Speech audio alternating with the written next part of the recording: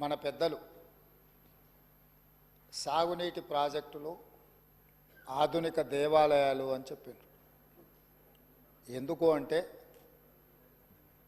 ప్రజలకు, సామాన్యులకు, పేదలకు, ముఖ్యంగా రైతాంగానికి దేవాలయం ఎంత పవిత్రమైనదో, మనం ఏదైనా ఆపదలో ఉంటే దేవుడిని కోరుకుంటే ఆపద నుంచి గట్టెక్కిస్తాడనే ఉద్దేశంతో కష్టాలలో, కన్నీళ్లలో, ఆకలితో, ఆత్మహత్యలతో అల్లాడుతున్న రైతాంగం కోసం సాగునీటి ప్రాజెక్టులు నిర్మించి ఎడారుగా బీటలు వారిన పొలాలను పచ్చని పైరులతో పండించాలన్న ఉద్దేశంతో సాగునీటి ప్రాజెక్టులు ఆధునిక దేవాలయాలు అని పెద్దలు చెప్పారు. అదేవిధంగా తెలంగాణ ప్రజలు, ఈ ప్రాంత వలసలు, ఈ ప్రాంతంలో ఉన్న పరిస్థితులను, పాలకుల యొక్క నిర్లక్ష్యాన్ని దృష్టిలో పెట్టుకొని నీళ్ల కోసం నిప్పులు చెరిగే విధంగా తెలంగాణ సమాజం అంతా కొట్లాడింది. స్పీకర్ సార్, వారు గతంలో లెజిస్లేటివ్ అఫేర్స్ మినిస్టర్గా పనిచేసినారు. ఏదైనా ప్రత్యేక అంశం ఉన్నప్పుడు స్పీకర్ గారు ఎజెండాలో లేకపోయినా స్పీకర్ గారికి సర్వ అధికారాలు ఉంటాయి. ప్రత్యేకమైన సందర్భంలో ప్రత్యేకమైన అంశాల మీద స్పీకర్ గారు అనుమతిస్తే ఏ సభ్యుడైనా మాట్లాడవచ్చు. ఒకవేళ ఆ సభ్యులు మాట్లాడదలుచుకుంటే, ఒకవేళ తమరు అనుమతిస్తే మిగతా సభ్యులకు ఎవరికి కూడా అభ్యంతరం లేదు. కాబట్టి దయచేసి సభా సాంప్రదాయాలను గౌరవిస్తూ ఈరోజు తెలంగాణకు ప్రధానంగా రెండు సాగునీటి, తాగునీటికి వనరులు.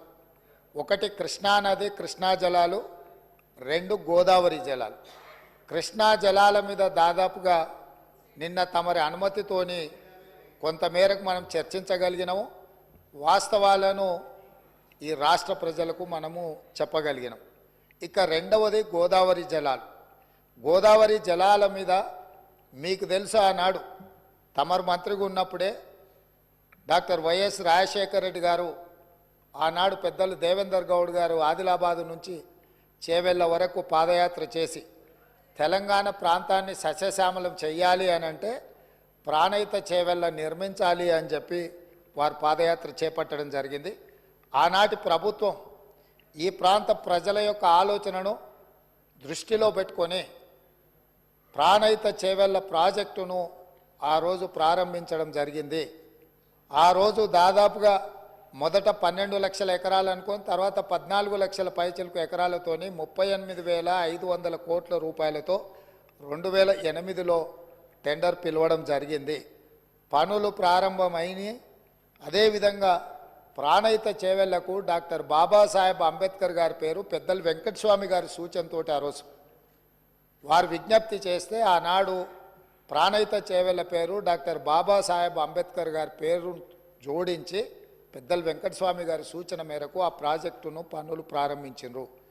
తెలంగాణ రాష్ట్రం వచ్చే వరకు ప్రాణహిత చేవెళ్ల పనులు ప్రారంభించి చేవెళ్లలో మీకు తెలుసు 1000 కోట్ల రూపాయల పనులు జరిగినాయి. ప్రభుత్వం వచ్చిన తెలంగాణ రాష్ట్రం వచ్చి ప్రభుత్వం మారినాక కొంతకాలానికి అధికారంలో ఉన్న వాళ్లకు రీడిజైనింగ్ అనే ఒక బ్రహ్మ పదార్థాన్ని కనిపెట్టారు. ఆ బ్రహ్మ పదార్థంతోనే తుమ్మిడిహెట్టి దగ్గర నిర్మించాల్సిన ప్రాజెక్టును వివిధ మార్పులకు, చేర్పులకు దారితీసి చివరికి మేడిగడ్డ, అన్నారము, సుందిల్ల ఇక్కడ బ్యారేజీలు కట్టి మేడిగడ్డ నుంచి లిఫ్ట్ చేసి అన్నారంలో పోస్తాం, అన్నారంలో నుంచి లిఫ్ట్ చేసి సుందిల్లలో పోస్తాం, సుందిల్లలో నుంచి నీళ్లు లిఫ్ట్ చేసి మిడ్మానేర్లో పోస్తాం, అక్కడి నుంచి మిగతా ప్రాంతాలకు నీటిని తరలిస్తామని చెప్పి ప్రాజెక్టు రీడిజైనింగ్ అని ఒక బ్రహ్మ పదార్థాన్ని కనిపెట్టి 38,500 కోట్ల రూపాయల అంచనాతో ప్రారంభమైన ఈ పనులను 1,47,000 కోట్ల రూపాయలకు పెంచింది అధ్యక్ష. అది కూడా పూర్తి డీటెయిల్ ప్రాజెక్ట్ రిపోర్ట్ ఉందంటే అది కూడా లేదు. ఇప్పటికీ 1,47,000 కోట్ల రూపాయలకు చేరింది. అది ఇంకా భవిష్యత్తులో పూర్తి చేయాలంటే 2.5 లక్షల కోట్లు అయిద్దా ఎంత అయితా ఇంతవరకు అంచనాలు వేయడానికి కూడా సాహసం చేసే పరిస్థితి లేదు. సరే, అంచనాలు ఎట్లా పెంచిండ్రు, ప్రాజెక్టు రీడిజైనింగ్ ఎట్లా చేసిండ్రు, సాంకేతిక పరమైన అంశాలేంది, సాంకేతిక నిపుణులు ఇచ్చిన ప్రాజెక్టు డిజైన్ ఏంది, దాని తర్వాత జరిగిన నిర్మాణం ఏంది, నిర్మాణం తర్వాత జరిగిన నిర్వహణ ఏంది, ఇవన్నీ ఒక్కెత్తైతే ఈరోజు మేడిగడ్డ బ్యారేజ్ అనేది కుంగిపోయింది అధ్యక్ష. కుంగిపోయినప్పుడు గతంలో ఉన్న ప్రభుత్వం ఏం చెప్పింది, బ్యారేజ్ కింద ఇసుక కదిలింది, ఇసుక కదిలితే ప్రాజెక్టు కుంగింది అని చెప్పిండ్రు అధ్యక్ష. నేను తమరి ద్వారా అడుగుతున్న అధ్యక్ష, ఇసుకలో పేక మేడలు కట్టిండ్రు అధ్యక్ష. ఇసుక కదిలేటట్ల ప్రాజెక్టు బ్యారేజు కట్టి 1000 కోట్ల రూపాయలు ఖర్చు పెట్టి ఈరోజు అది కుంగిపోయితే చుట్టూత పోలీసు పహారాలు, వాఘా బార్డర్లో కూడా అంత పోలీసు పహారాలు లేవు. అంటే భారత్ పాకిస్తాన్ సరిహద్దులో వాఘా బార్డర్ ఉంటుంది. అంటే పాకిస్తాన్లోకి వెళ్ళాలి అని అంటే అక్కడ మొత్తం శత్రు దుర్భేద్య విధంగా పహారాలు కాస్తుంటారు పోలీసులు, అక్కడ ఉండే ఆర్మీ. అంతకంటే ఈ మేడిగడ్డ ప్రాంతంలో పిట్ట కూడా ఎగరడానికి వీలు లేకుండా ఆనాటి ప్రభుత్వం ఆ కుంగిన బ్యారేజ్ను ఎవరిని చూడకుండా దాన్ని దాచిపెట్టినరు. దాంతో కేంద్ర ప్రభుత్వం దీనికి సంబంధించి ఫిర్యాదులు అందిన నేపథ్యంలో నేషనల్ డ్యామ్ సేఫ్ అథారిటీ అధికారులను పంపించి ప్రాథమికంగా ఆ ప్రాజెక్ట్ ఏం జరిగిందో చూసి ఒక నివేదిక ఇచ్చిండ్రు. ఆ కేంద్ర ప్రభుత్వం నుంచి ఇచ్చిన సాంకేతిక నిపుణులు ఇచ్చిన నివేదికను కూడా గత ప్రభుత్వం తప్పుపట్టింది. ఆ తర్వాత కాంగ్రెస్ అధికారంలోకి వచ్చిన తర్వాత అక్కడ జరుగుతున్న పరిణామాల నేపథ్యంలో కొంతమంది అధికారులు ఆఫీసుల నుంచి ఫైల్స్ మాయం చేసిందని టీవీలలో పేపర్లలో పెద్ద ఎత్తున వచ్చింది. తక్షణమే ప్రభుత్వం తేరుకొని విజిలెన్స్ అండ్ ఎన్ఫోర్స్మెంట్ అధికారులను మీరు ఆ ఫైళ్ళు మాయమవిన ఏమి మాయమైనాయి, ఎవరు మాయం చేసిండ్రు, అదేవిధంగా మేడిగడ్డ అన్నారం ప్రాజెక్టులలో జరిగిన అవకతవకల మీద మీరు ఒక నివేదిక తయారు చేయండి అని చెప్పి ప్రభుత్వం ఆదేశాలు ఇవ్వడం జరిగింది. సాగునీటి పారుదల శాఖ మంత్రి ఉత్తమ్ కుమార్ రెడ్డి గారు సూచన మేరకు ఈ ఆదేశాలు ఇచ్చినాం. వాళ్ళు పూర్తి స్థాయిలో వీటన్నిటిని పరిశీలించి ప్రాథమికంగా ఒక నివేదిక ఇచ్చారు. అందులో తీసుకున్న నిర్ణయాలు కానీ, లోపభూయిష్టమైన నిర్మాణాలు కానీ, నిర్వహణలో జరిగిన నిర్లక్ష్యానికి సంబంధించిన చాలా విషయాలను వాళ్ళు నివేదిక ఇచ్చిండ్రు. ఆ నివేదిక నేపథ్యంలో ఇప్పటి వరకు చాలామందికి సభ్యులకు కానీ రాష్ట్ర ప్రజలకు కానీ అక్కడ ఏం జరిగిందో ఏమైందో సంపూర్ణమైన సమాచారం లేదు. ఈరోజు కొత్తగా ఎన్నికైన శాసనసభ్యులు సగానికి పైగా ఉన్నారు. కొంతమంది సీనియర్లు ఉన్న ఈ ప్రాజెక్టులు నిర్వహణ పట్ల వాళ్ళకి ఏ మేరకు దాని మీద పట్టుందో మాకు తెలియదు. అందుకే మేము ఒక మంచి ఆలోచన చేసి ఉప ముఖ్యమంత్రి గారు ఆ మంత్రిని శాసనసభ నియోజకవర్గం నుంచి ఎమ్మెల్యేగా ఎన్నికై ఈరోజు మంత్రిగా IT and industries legislative affairs మినిస్టర్గా ఉన్న దుద్దిల్ల శ్రీధర్ బాబు గారు మనల్ని అందరినీ అక్కడికి రాండి, మీరు అందరు చూడండి, అక్కడ ఏం జరిగిందో తెలుసుకోవాల్సిన బాధ్యత ప్రతి శాసనసభ్యుడు శాసన మండలి సభ్యుల మీద ఉన్నది. రేపు ఈ సభలో జరగబోయే చర్చలో కల్లారా చూసి ఇచ్చిన నివేదికల మీద మనం చర్చ చేపట్టాలి అని చెప్పి వారు సూచన చేసిండ్రు. ఈరోజు మంత్రి గారు కూడా నిన్న అంతకంటే ముందు మొన్న ఇదే సభలో మంత్రి గారు కూడా అధికారికంగా లేఖలు రాసిండ్రు. ఇంక్లూడింగ్ ప్రధాన ప్రతిపక్ష నాయకుడు కల్వకుంట్ల చంద్రశేఖరరావు గారికి, అదేవిధంగా భారతీయ జనతా పార్టీకి, ఎంఐఎంకు, సిపిఐ సభాపక్షాలకు అందరికీ కూడా ఉత్తమ్ కుమార్ రెడ్డి గారు లేఖ రాసి ఈరోజు 10 గంటలకు సభా సమావేశాన్ని ఏర్పాటు చేసుకొని దీని మీద ఆహ్వానం పలికి ఆ తర్వాత మనము అక్కడికి బయలుదేరదామని చెప్పడం జరిగింది అధ్యక్ష. ఈ నేపథ్యంలో ఈరోజు మనమందరం మంతనికి వెళ్ళి మేడిగడ్డ బ్యారేజ్ను చూసి వాటి వివరాలన్నిటినీ తెలుసుకొని కల్లారా చూసి విజిలెన్స్ ఇచ్చే నివేదికను అక్కడ వాళ్ళు శాసనసభ్యులకు శాసన మండలి సభ్యులకు వివరించిన తర్వాత మంత్రులతో సహా అది చూసి వచ్చి రేపో ఎల్లుండో తమరి అనుమతితో సాగునీటి పారుదల శాఖ మంత్రి గారు శ్వేతపత్రాన్ని సభలో పెట్టబోతున్నారు, చర్చకు తీసుకురాబోతున్నారు. ఆ రోజు వీళ్ళందరూ చర్చించడానికి సభ్యులందరూ కూడా ఈ వాస్తవాలను చూసి ఈ వాస్తవాల నేపథ్యంలో చర్చ జరగడానికి అవగాహనతో కూడుకున్న చర్చ తెలంగాణ సమాజానికి, తెలంగాణ రైతాంగానికి మేలు జరగాలి, మేలు చెయ్యాలి అనే ఒక సదుద్దేశంతో ఈరోజు ఈ కార్యక్రమాన్ని తీసుకున్నాము. నేను ప్రధాన ప్రతిపక్ష పార్టీ అయిన బీఆర్ఎస్కు మాజీ ముఖ్యమంత్రి శ్రీ కల్వకుంట్ల చంద్రశేఖరరావు గారికి నా విజ్ఞప్తి, మీరు మీ శాసనసభ్యులు, ఎందుకంటే ఈ అద్భుతం, ఈ మ్యాన్మేడ్ వండర్ ప్రపంచంలోనే అద్భుతమని ఇక్కడ కాదు, న్యూయార్క్ స్క్వేర్, న్యూయార్క్ టైమ్స్, న్యూయార్క్లో అక్కడ పెద్ద పెద్ద డిస్కవరీ ఛానల్స్తో పాటు న్యూయార్క్లో కూడా అక్కడ ప్రపంచంలో అద్భుతాలను ప్రదర్శించే దగ్గర కూడా దీన్ని ప్రదర్శించారు. సంతోషం. తమరు ముఖ్యమంత్రిగా ఉన్నప్పుడు తమరి ఆలోచనతో, తమరి అనుభవంతో, తమ ఆదేశాలతో ఈ అద్భుతాన్ని ఆవిష్కరించారు కదా.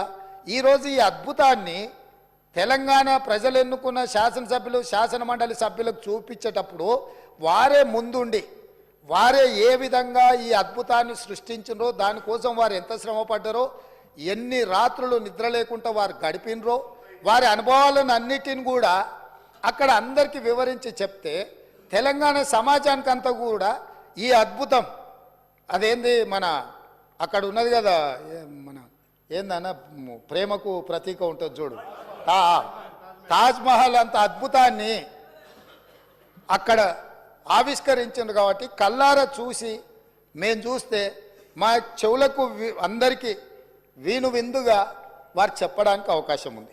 కాబట్టి ఈరోజు నేను తమరి ద్వారా మళ్ళొక్కసారి కల్వకుంట్ల చంద్రశేఖరరావు గారికి, గత సాగునీటి పారుదల శాఖ మంత్రి, తర్వాత ఆర్థిక శాఖ మంత్రి మిత్రుడు హరీష్ రావు గారికి, పెద్దలు కడియం శ్రీహరి గారు కూడా గతంలో సాగునీటి పారుదల శాఖ మంత్రిగా చేసిన అనుభవజ్ఞులు, తెలంగాణ సమాజంలో వారి పట్ల గౌరవం ఉన్నది. వారు నిష్పక్షపాతంగా అక్కడికి వచ్చి విశ్లేషించి తెలంగాణ సమాజానికి అక్కడ ఉన్న పరిస్థితులు, మేమేమంటున్నామంటే కాళేశ్వరం మీకు ఏటీఎంగా మారింది, మీ ఇంట్లో కనకవర్షం కురిసిందని మేము ఇక్కడ అనదలుచుకోలేదు. కాకపోతే అక్కడ ఏదైతే జరిగిందో, జరిగిన వాస్తవాలను తెలంగాణ ప్రజలకు తెలుసుకునే హక్కు, అధికారం లేదా అని నేను అడుగుతున్నా.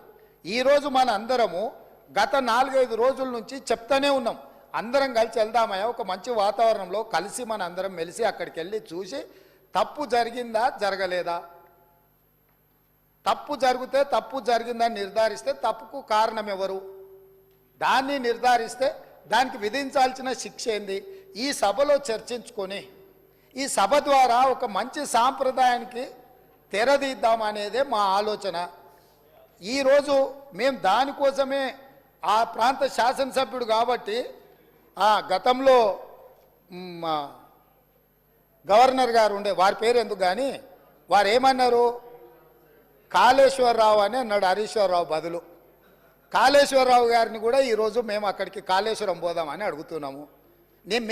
మేము ఆహ్వానించడంలో ఉన్న తప్పేముంది అధ్యక్ష?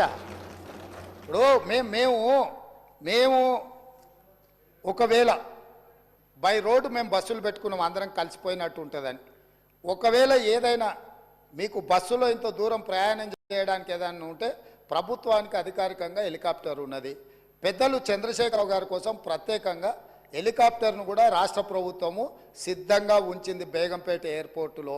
కాబట్టి దయచేసి దీన్ని వివాదాలకు తావియ్యకుండా మనందరం ఒక్క మాట మీద ఉండి, కూలిపోయిన మేడిగడ్డ గురించి, పేలిపోయిన వాళ్ళు కూలిపోయింది సార్, వారు ప్రశాంత్ రెడ్డి గారు ఆర్ఎండ్బి మినిస్టరు, వారు ఇట్లా మాట్లాడుడేంది, వీళ్ళే బాంబులు పెట్టి పేల్చిందని పోలీస్ స్టేషన్లో కంప్లైంట్ పెట్టిండ్రు.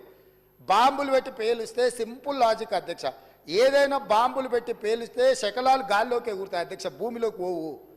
ఇది వాళ్ళు రాసే అబ్బాయికైనా అర్థమైంది, బాంబులు పెట్టి పేలిస్తే గాల్లోకి ఎగురుతుంది అధ్యక్ష, భూమిలోకి కుంగదు. పోలీస్ స్టేషన్లో అట్లా కంప్లైంట్ పెట్టింది కాబట్టి ఇది బాంబులు పెట్టి పేల్చిండ్రా, లేకపోతే కింద ఇసుక కలిగి పిట్టగూడు కడితే, పీకమేడలు కడితే కుంగిందా, ఇవన్నీ కూడా సమాజం తెలుసుకోవాల్సిన అవసరం ఉంది. సభ్యులుగా చర్చించే ముందు మనందరం కూడా అక్కడికి వెళ్దాము. కాబట్టి దయచేసి సభాపక్ష నాయకుడుగా ప్రధాన ప్రతిపక్ష నాయకుడు శ్రీ చంద్రశేఖరరావు గారిని, అదేవిధంగా మాజీ సాగునీటి పారుదల ఆర్థిక శాఖ, ఎందుకంటే అన్ని నిధులు విడుదల చేసింది వారే కాబట్టి హరీష్ రావు గారిని, మా పెద్దలు కడియం శ్రీహరి గారికి ఈ తెలంగాణ సమాజం పట్ల, ఈ సమస్యల పట్ల, సాగునీటి ప్రాజెక్టుల పట్ల వారికి ఒక అవగాహన ఉన్నది. వారిలాంటి వాళ్ళు చూసి విశ్లేషించి చెప్తే మేము కూడా కొంత నేర్చుకుంటాం. ఎందుకంటే అన్నీ మాకు తెలుసని మేము అనుకోం. మేమేం అపర మేధావులం కాదు. ఏదైనా మాకు తెలియంది ఉంటే అడిగి తెలుసుకుంటాం.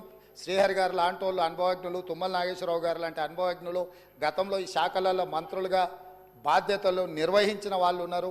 కొత్త తరం నేర్చుకోవాల్సిన అవసరం ఉన్నది. నాకు కూడా శాఖలు ఎప్పుడు నేను నిర్వహించలేదు కాబట్టి నాకు కూడా నేర్చుకోవాల్సిన అవసరం ఉన్నది. నేర్చుకోవడానికి నేను సిద్ధంగా ఉన్నా కాబట్టి దయచేసి ఇక్కడి నుంచి మనం అందరం బయలుదేరి అక్కడ చూసి అక్కడ ఉన్న పరిస్థితులను అన్నిటిని కూడా అవగాహన చేసుకొని రేపో ఎల్లుండో తమరి అనుమతి తీసుకొని మంత్రి గారు శ్వేతపత్రం ప్రవేశపెడతారు. శ్వేతపత్రంలో తెలంగాణలో ఉన్న ప్రాజెక్టులు అన్నిటి మీద చర్చ చేద్దాం. అదేవిధంగా కాళేశ్వరరావు గారి మీద వీటి మీద చర్చ చేద్దాం.